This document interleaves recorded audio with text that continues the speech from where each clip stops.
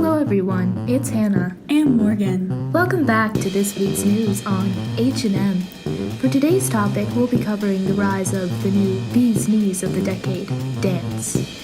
Two dances that have specifically been on the rise recently is the Charleston and the Lindy Hop. Keep on listening to this week's news to figure out about new joints, and you can maybe even become a Hoover. Before we begin diving into the latest news and information surrounding these dances, we have an advertisement for you all. Today we have an advertisement for the very popular Cotton Club, located right here in Harlem. You want to get your dance and fun on any night you want? The Cotton Club is the place for you. Make sure to bring your friends, because the Cotton Club is now presenting the Jubilee Jumpers Cotton Club Parade, with shows nightly from 7 to 12. Dinner will be a whopping price of $1.50, with 50 sepia stars and 50 copper-colored gals in sight. The entertainment will sure be hotsy-totsy, with live music from Benny Davis and more. Don't miss this whoopee. The Charleston is one of the new dances on the rise that many youth and adults, not only in the North, but around the world, are taking part in. It originated as a black folk dance in Charleston, South Carolina, but it has become a crucial part of the movement of the new Negro taking over in Harlem right now. The Charleston corresponds with similar movements in many dances of West African and Caribbean culture. Significant movements of the dance include turning the knees and feet, kicks of the legs, and movements of the hands and arms. Its popularity rose after it was featured in the black musical Runnin' Wild, which first previewed in 1923. The dance and the song was musically composed by James P. Johnson and lyrically composed by Cecil Mack. You can find people dancing by themselves, or typically find many people in gym mills, joints, speakeasies, with flappers everywhere.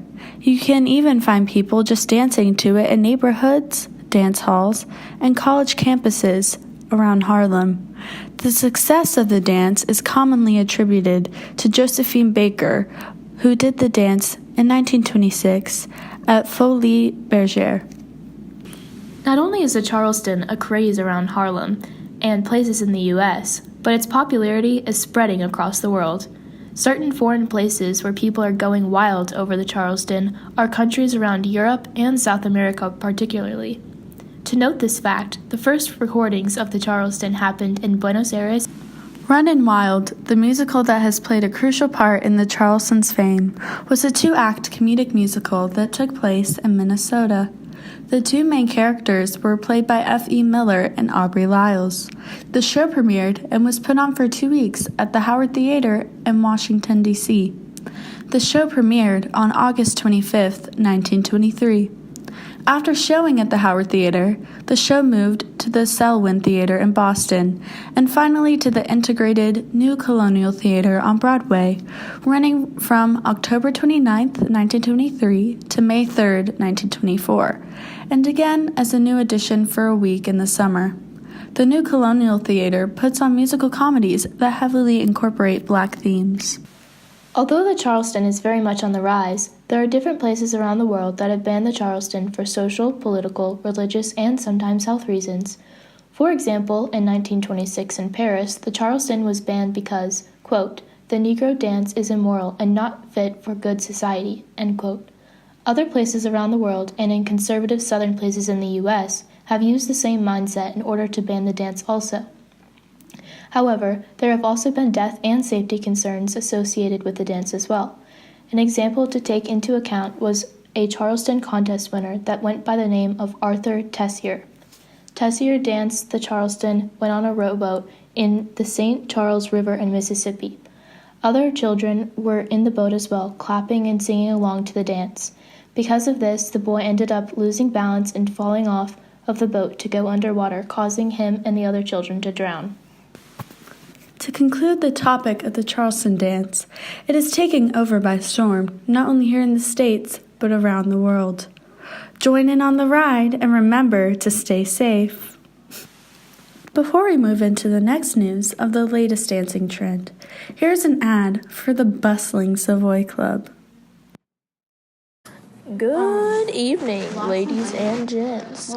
Join us this Friday at the Savoy in Harlem, New York, for a special event to show off you and our partners' moves dancing the new, vigorous, and widely popular Lindy Hop. The Lindy Hop competition will begin at 8 p.m. sharp. Be there or be squared.